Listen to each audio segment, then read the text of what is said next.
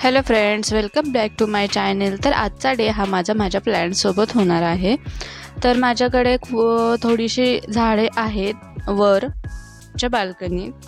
तर इथे मी त्या झाडांमध्ये हे चिनी गुलाब, जे इंग्लिशमध्ये पोर्चुला असं म्हटलं जातं ना, आपल्या मराठी भागाकडे चिनी गुलाब असं म्हटलं जातं। तर हा खूप दिवसापासून याला गुलाब येत नव्हते आणि याची ग्रोथही होत नव्हती। तर मी ते सगळे झाडे उपटून काढली। वेल म्हणता येईन असा चिनी गुलाबचा, वेल पण नाही आणि झाड पण नाही। तर व्यवस्थित असे सगळी झाडं उपटून काढली आणि कुंडी व्यवस्थित क्लीन करून घेतली। त्यानंतर मी त्याच्यामध्ये ती माती खाली वर केली जरा, आणि परत मी खालून, म्हणजे मी राहायला वर आहे आणि खाली काही झाडे आहेत पोर्चुलाची लावलेली। तर त्यातले काही वेल मी उपटून आणलेत आणि आता ते वेल आपण यामध्ये लावायचे। आणि अशी खालीवर माती मी करून घेतली आहे। माझ्याकडे काही साहित्य नव्हतं, त्यामुळे मी कात्रीच्या साहाय्याने माती खालीवर करून घेतलेली आहे आणि खूप अशी मोकळी करून घेतलेली आहे माती।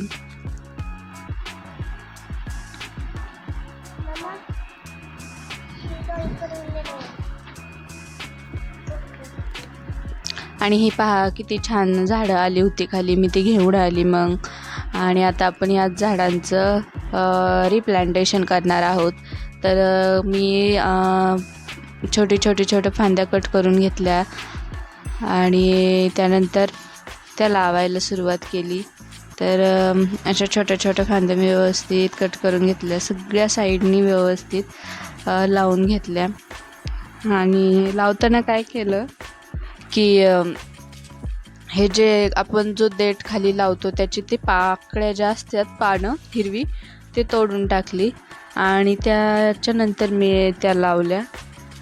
तर तुम्ही असं घरच्या घरी करू शकता आणि झाडांसोबत टाईम घालवणं सगळ्यांनाच आवडते। आणि ज्यांना आवडत नसेल त्यांनी एकदा ट्राय करा की तुम्ही झाडांसोबत झाडं लावा, झाडांसोबत खेळा, झाडांसोबत स्वच्छ करा। खूप छान असा टाईम जातो आणि झाडांचं आणि मुलांचं एकच असतं, त्यांना सांभाळताना आपल्याला जो आनंद होतो तोच आनंद झाडांनाही मोठं करताना होतो।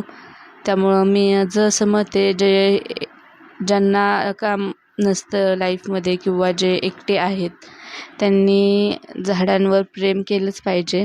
त्यांच्या बाल्कनीत काही तरी झाडे पाहिजेतच पाहिजेत। तर अशी सगळी झाडे च्या फांद्या कट करून मी लावून घेतल्या आहेत। तर झालेल्या आहेत जवळपास, माझ्या थोडी जागा आहे ते पण मी लावून टाकते आहे। आणि खूप छान असं पोर्चुलाचं झाड येईल असं मला वाटते, ज्यावेळेस त्याला फुलं येतील त्यावेळेस।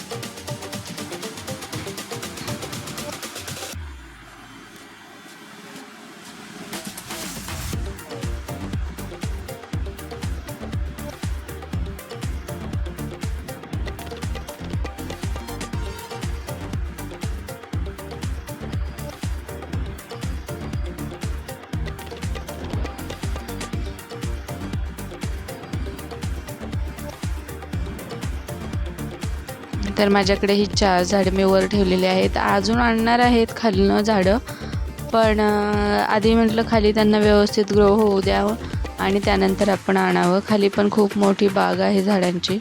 तर अशा पद्धतीने मी त्यांना पाणी घालून घेतलेलं आहे। तर आजचा व्हिडिओ कसा वाटला, पोर्चुलाच्या झाडांची कटिंग कमेंटमध्ये सांगा आणि व्हिडिओला लाईक, शेअर, सबस्क्राईब करत राहा। थँक्यू।